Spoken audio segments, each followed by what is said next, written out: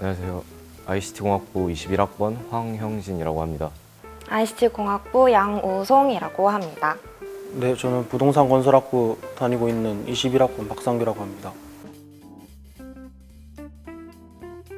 아무래도 이제 저희가 고등학교 3학년 때 이제 코로나 사태가 일어나다 보니까 온라인 강의를 자체로 듣는 거는 이제 조금 익숙해진 편인데 이제 아무래도 과제가 있는 편이어서 그거 해결하는 데 시간을 조금 할애하는 것 같고, 이제 학교를 조금 나오지 못하다 보니까 좀 대외 활동을 조금 많이 하고 싶어서 이제 동아리 같은 거를 조금 이용해서 선배들과 좀 친목을 다지고 있습니다. 저 같은 경우는 봉사 동아리를 선택해서 활동을 하고 있는데요. 저는 남들을 도와주는 걸 좋다고 생각해서 사회봉사 동아리에 들어갔고요. 에브리타임에서 확인해서 신청을 하시면 되고요. 아까 친구가 말했듯이 온라인 강의만큼 과제들이 좀 많아서 그거를 열심히 주로 하고 있고, 그리고 비교과 활동을 최근에 하나 끝냈는데 학습 공동체라고 같은 거를 같이 공부하고 싶은 사람끼리 모여서 열심히 찾아가면서 활동을 하고 있습니다.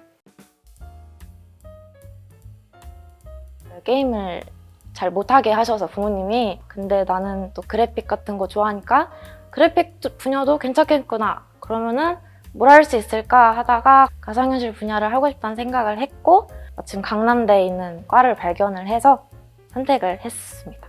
고등학교 입학을 해서 전자공학 동아리가 있어서 이제 회로만 만드는 게 아니라 이제 아두이노라는 프로그래밍을 이제 자체적으로 공부를 하거든요. 근데 이제 생각보다 이제 좀 잘 맞는 것 같고, 원래는 프로그래머였다가 정보보안 전문가로 좀 더 나아가보자 이 생각을 들어서 강남대학교 이제 ICT공학부 소프트웨어 전공을 보면은 이제 그 정보보안 관련된 이제 강좌들이 조금 있거든요. 그래서 여기 오면은 내가 원하는 꿈을 이룰 수 있겠다 생각을 해서 입학했습니다. 그래서 조금 생뚱맞긴 한데 제가 이제 독서하는 습관이 있어서 어릴 때부터 책을 자주 읽었거든요. 그래서 이제 문학도 재밌었고 이과랑 관련이 많이 없지 않냐라고 이제 많이 질문을 하시는데, 이제 아무래도 소프트웨어라는 쪽은 이제 팀 프로젝트가 많다 보니까 이제 어떻게 말하냐, 어떻게 화합을 하냐 이런 부분도 되게 중요하다 생각하거든요. 그래서 그 부분에서 이제 좀 문학 같은 그런 부류가 저에게 도움을 많이 줬던 것 같습니다. 건축 쪽에 계속 관심이 있었기 때문에 이런 도움이 되는 과목들을 주로 공부했었는데요. 이제 미적분이나 기하 공부했던 것들이 진짜 도움이 많이 되고 있는 것 같습니다. 아무리 학종이라지만 성적이 제일 첫 번째인 것 같고요. 그 다음이 이제 자기가 할 수 있는 한에서 교내 대회라든지 이런 동아리 활동이라든지 참여하는 게, 교내 대회를 참여를 했었는데요. 4차 산업 관련해서 이제 4가지 강의를 듣고 드론 산업에 관련해서 썼고요. 건설 현장에서도 드론이 사용되고 있으니까 관련 지어가지고 글을 써서 수상을 했던 경험이 있습니다.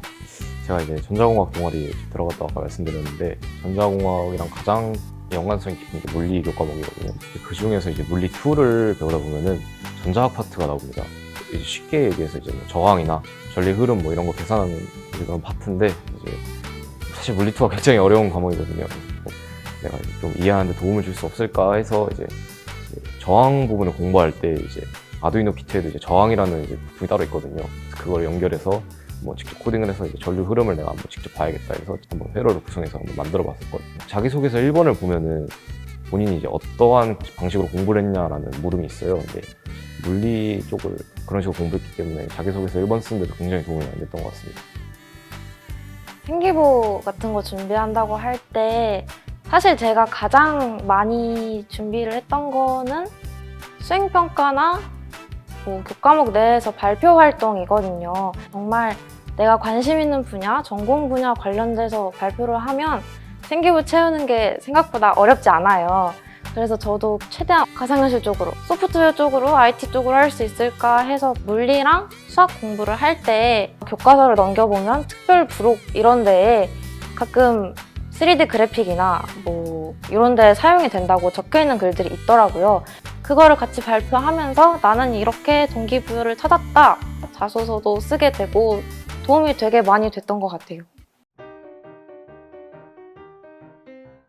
인터넷에 사실 검색을 해보긴 했죠. 어떻게 하면 좀 더 면접관분들이 좋아할 만한 내용을 깔끔하게 쓸 수 있을까? 계획이 어떤 활동인지 간단하게 적고 나의 생각이 어떻게 바뀌었고 나의 성장이 어떻게 되었는지 구조를 정해서 일단 자소서를 적었었고, 적고 나면은 제가 쓴 글이기 때문에 어떤 점이 어색한지 잘 안 보일 수가 있어요. 그래서 가족들한테도 일단 많이 보여줬고 담임 선생님께도 많이 보여드렸는데, 너무 처음부터 잘 쓰려 하지 말고 일단 완성을 하면 그걸 나중에 업든 고치든 수정은 계속 할 수 있으니까 완성이라도 일단 해보셨으면 좋겠어요.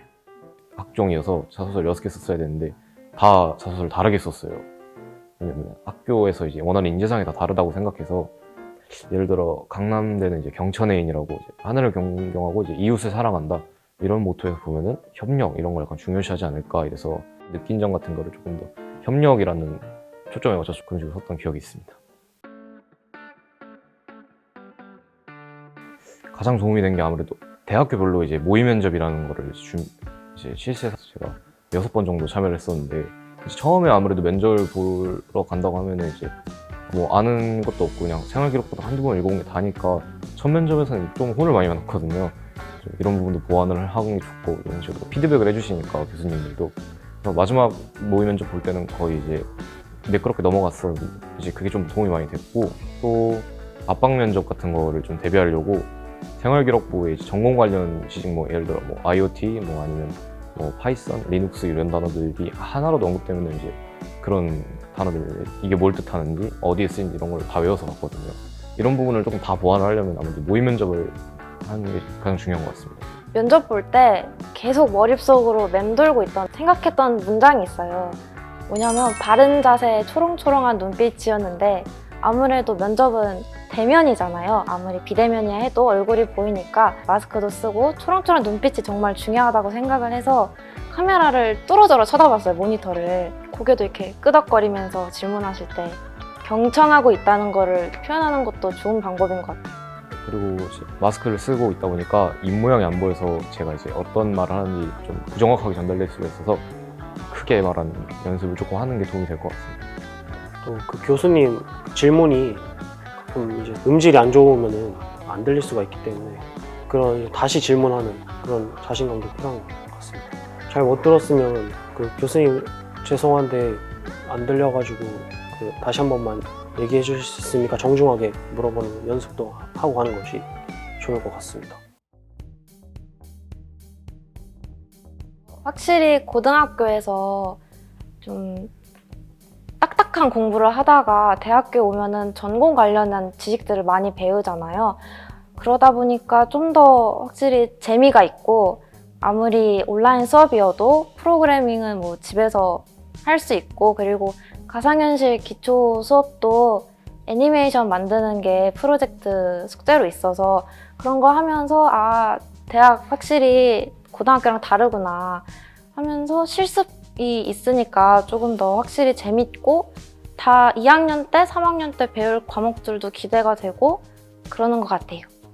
부동산 건설학부 들어와서 건축하고 도시를 지금 공부하고 있는데, 확실히 그 건축에서는 교수님이 이제 과제로 이런 건축 기호라든지 이런 거를 직접 그려보게 해주시니까 확실히 그런 부분에서는 재밌는 것 같고요.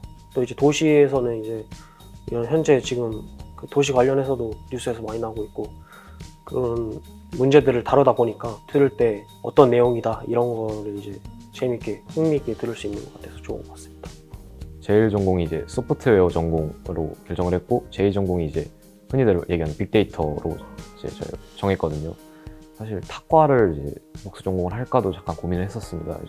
근데 이제 아무래도 이제 제가 이제 가려는 길이 지금 좀 한정된 것보다는 좀 다른 분야 응용이 될 수 있다고 생각을 해서 막상 이제 지금 전공 기초 강의를 둘 다 듣고 있는데, 듣다 보니 너무 잘 맞는 것 같아서 잘 고른 것 같아서 만족도 얻었습니다. 이 어떻게 보면 입시라는 게 이제 항상 후회가 남거든요. 이제 뭐 원하던 지망하던 대학을 떨어져도 후회가 남고, 혹은 대학에 붙었으면은 이제 좀 더 높은 대학에 한번 도전을 해볼 거라는 후회가 항상 남아요. 자기 탓을 하지 말고 좀 이제 억지스러울 수 있지만 상황 탓을 하라고 저는 항상 그렇게 말했거든요. 왜냐면 이제 자기 탓을 하다 보면 이제 끝없이 내려가기 때문에 안 좋은 영향이 끼치기 때문에 그런 쪽 말고 이런 부분을 조금 생각해서 입시를 준비하면 도움이 될 것 같습니다. 입시를 좀 무서워하는 경향이 없지 않아 있는 것 같은데 사실 끝나고 보면은 어떻게 했는지도 잘 기억이 안 날 정도로 흐려질 기억이거든요, 나중에. 너무 겁먹지 않았으면 좋겠고 사실 지금 시작해도 늦진 않았지만 더 미루면 좀 더 위험할 수 있으니까 늦은 거 아닌가라는 생각이 들 때 지금 바로 준비하면서 좀 더 열심히 하면은 좋은 결과가 있지 않을까라고 얘기해주고 싶어요. 강남대 화이팅!